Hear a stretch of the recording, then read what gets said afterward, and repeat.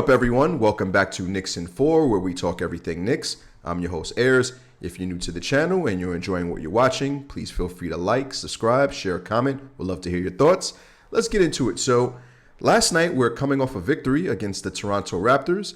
And what's significant about this victory is that this is actually the first time we've beaten Toronto in Toronto, going back to 2015. So, big victory for the Knicks. It was a tough gut wrench all the way down to the last minute. We were up big, but that lead dwindled in the final couple of minutes, and we pulled off an impressive victory. Coincidentally, in my last video, I talked about how we went from an 8-game winning streak to a 5-game losing streak, and now we're back on the winning side of things, and we're currently in a 4-game winning streak. So things have turned around rather quickly. We've had guys like Jalen Brunson come back from injury, and we're starting to look like we did when we had that 8-game winning streak. But in terms of today, what I want to talk about, just a quick video today, is a report that came out. Apparently, Obi Toppin has been discussed in trade rumors to Indiana. So let's take a look at a report, giving a shout out to clutchpoints.com. Pacers engaged in trade talks for injured Knicks forward Obi Toppin. Now, I discussed the possibility of Obi Toppin being included in trade discussions past, but it looks like this is the first report that actually has some legs to, and it seems that the Knicks and Pacers are at least in the preliminary stages of discussing a potential deal. So what we're going to do today is talk about this report, see what proposal is on the table in terms of what we would get back, who we would send out, anyone with Obi in that deal.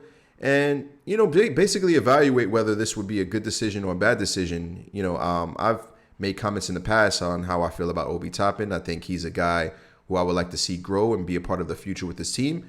But ultimately, if there's a deal out there that is, something that is favorable towards us, then I wouldn't be opposed to it.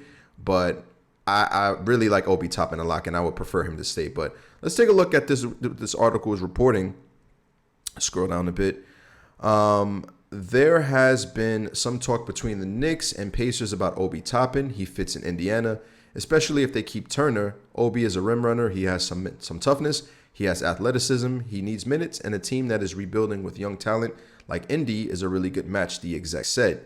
Now, while, again, I would prefer to see Obi Toppin stay with the Knicks, him on Indiana is actually an even better fit because you have guys like Tyrese Halliburton, who's obviously become the star point guard, the point guard of their future.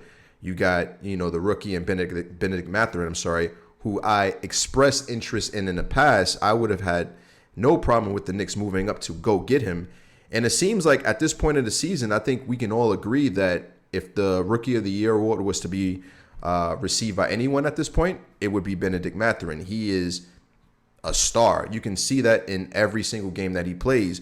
Now, he does have some rookie growing pains that like everyone else does, but it's pretty clear that he's running away with the award if it were to be awarded today. If they keep guys like Miles Turner, then obviously you have a pretty formidable lineup, and they are quite successful right now. So you add Obi Toppin to that mix and, they become even more successful. Drafted 8th overall in 2020, Obi Toppin hasn't carved out a huge role in the Knicks rotation. In fact, for his career, he has only averaged 14.7 minutes, hampering his development. Now, I talked about this before, guys, and, Obi should be averaging at least 20 minutes. But who do we have to blame for that? I think we all know who those people are, that being Tom Thibodeau and that being Julius Randle. Thus, the Pacers could definitely provide Toppin with a huge opportunity, especially with Aaron Nesmith currently holding down the fort for them at the 4. Toppin has definitely shown that he can produce when given minutes. The only question now is what it would take for the Knicks to relinquish the third-year forward out of Dayton. The Pacers own the Boston Celtics and Cleveland Cavaliers 2023 first-round picks, but it's unclear whether they'd be willing to part ways with those assets for a bench forward, his potential notwithstanding. So it seems like, at least in these discussions, the deal that is sort of proposed here, at least for the time being, is draft picks. Now, if we go back in time, Obi Toppin was selected 8th overall by the New York Knicks. So he's a lottery pick. And the Pacers, it seems that they're trying to gauge interest in the Knicks in terms of getting Obi back and sending us draft picks. Now, I'm of the mindset, if we're going to trade Obi Toppin, I would rather much trade Obi Toppin for an actual player, not a potential, not something that we can't tangibly put our hands on or tangibly, evaluate.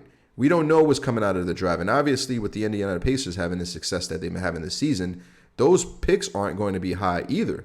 So do the Knicks have interest in this potential deal in terms of including these other picks with the picks that we already have and use all of those lump sum of picks with a guy or a couple of guys to entice a team to send over a star player? That remains to be seen. But if you ask me, I'm not sending Obi Toppin for some picks. I mean, the guy is definitely star potential. We see his athleticism. We see his overall heart, his play for the game. And I'm not ready to get rid of Obi, despite the fact that Julius Randle has been having a phenomenal season. Taking a look at Julius's stats, let's take a quick at ESPN. Over the last 10 games, Julius has been balling out of control. Now, looking at the last 10 games, let's take a look at his averages. He's averaging 29.9 points. His turnovers are down, which is really good. Last season, that was a problem for him. 4.5 assists, which is impressive for a power forward, especially a guy who's, focused on scoring and rebounding. He's averaging over 10 rebounds in these last 10 games. So he's definitely averaging a double-double. Now, what's most impressive for me, not so much the free throw percentage, yes, to get that up. Clearly, he should be in the 80s, I think. But his three-point percentage, he's shooting 38.5% from three-point range, which is very impressive. I mean, some of the top-tier three-point shooters in the league are averaging those numbers. And he's shooting just under 50% from the field overall. So Julius Randle is having quite a phenomenal stretch right now. He started a little slow, had a bit of problems earlier in the season. But again, over these last 10 games, he's been very impressive.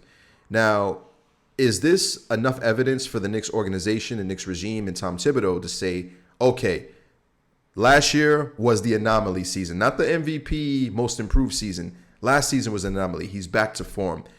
Are the Knicks looking at this situation where they're like, okay, we can go ahead and trust that the contract we gave to Julius is worth the money that we gave him, and we're willing to fully commit to him? And if they're going to fully commit to Julius, and obviously we know what that means for Obi Toppin, that they're going to ship him elsewhere. But I'm of the mind where I still don't trust Julius.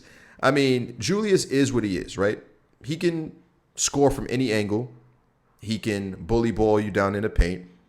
We know what kind of player he is. He's a very good player. He's an all-star caliber player. Always is, always will be. But will we get any more than that? And while these 10 games may be impressive, I'm more interested in what Julius Randle will do in the playoffs, because we saw what happened when the Knicks went to the playoffs a few years ago against Atlanta.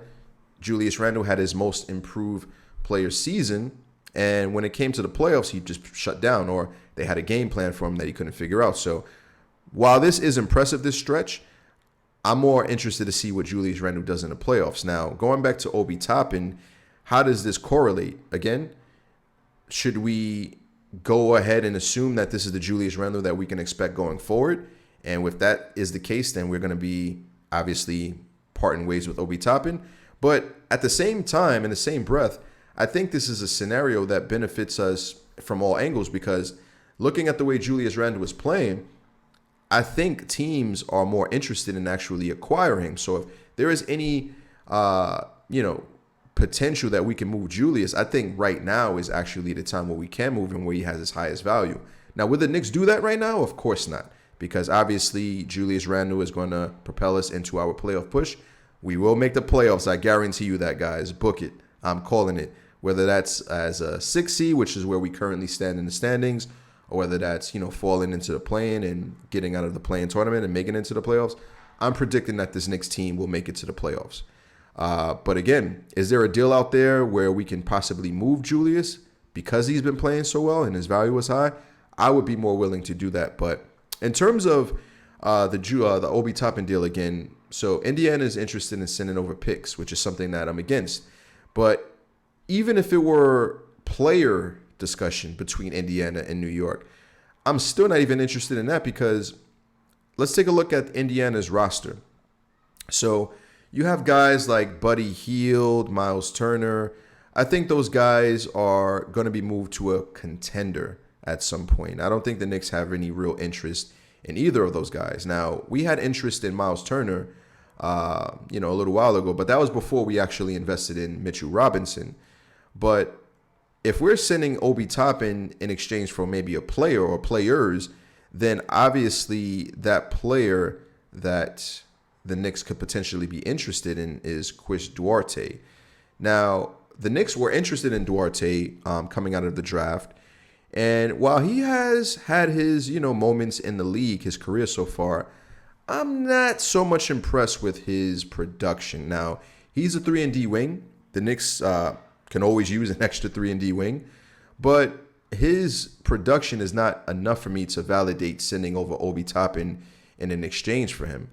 Looking at his stats, let's just go to his stats real quick. Look at his last 10 games.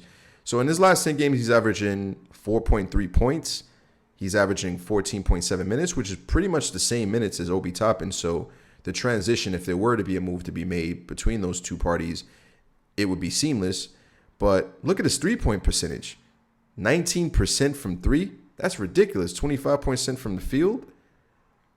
I mean, that's not something that to be that excited over. And if you go to Obi Toppin's stats, obviously Obi has been injured over these last few games, the last few weeks. But, obviously Obi had a slump, before he got injured. But before that, Obi was balling. But let's look at Obi's regular season stats so far because, again, he's been injured. 7.7 points, 17 minutes per game. Now, we know how well Obi was shooting from three. Obi was averaging 35% from three, 35%, which is pretty good. That's like average or slightly above average. So I'm not trading Obi for Chris Duarte or any other players from the Indiana Pacers roster. So ultimately, this is a deal that I'm against. Now, if we're seeing reporting on this situation, then clearly the Knicks and Pacers are talking to each other. But is it for picks? Is it for Duarte? Is it for someone else? Or are we trying to make a win-now move? Maybe we are interested in a Buddy Hield. Now, that salary wouldn't work. You would have to include other players with Obi to make that deal work. But altogether, I'm not interested in it because Obi Toppin is still a player that I think can help us tremendously. Clearly, we have been having some bench production issues. We're not getting too much of a scoring punch off the bench. And clearly, I think when Obi Toppin comes back, he's a guy that we can look forward to actually helping us on the bench. Now, obviously, Obi Toppin is a player that I think a lot of us would like to have start. But for the time being, Julius Randle is the clear starter and Obi Toppin is the clear backup. But again, in that backup role, I think Obi Toppin could still benefit us. And it's too early to get rid of Obi, if you ask me. Let's take a look at Obi's actual contract. So he is due another $6 million, a little under $7 million for next year. And then he has a qualifying offer in the following year. So we still got Obi locked up for at least another year. So I would be willing to see what we can do or how he develops. Maybe there is another deal out there for Julius Randle that we can entertain maybe at some point next year if he's still playing this way. But am I ready to ship Obi Toppin away? No, I'm not. I would be completely against that.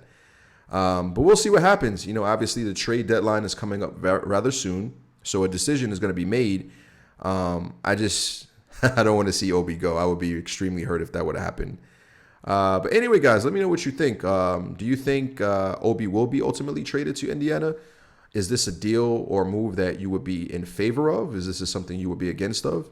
If there's any deal out there that you think would benefit us sending Obi out and whatever we would get back in return, let me know. We'll be curious to hear what you guys think. But that's going to be all for today, guys. Catch you on a rebound. Peace.